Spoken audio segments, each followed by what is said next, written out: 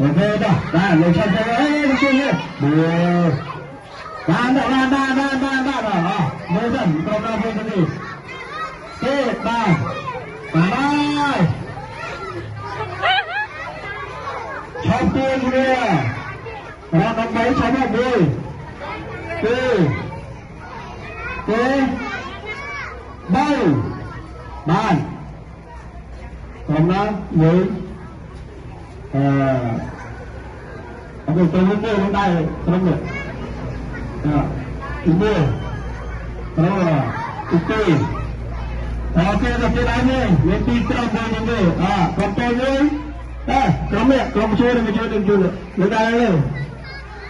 chơi đừng về cái tích thắng rồi lấy đây rồi ok bàn ra cho cà phê to ở bên trong sai với những một cái này một cái con làm chơi đấy nhưng to thì là phải là nó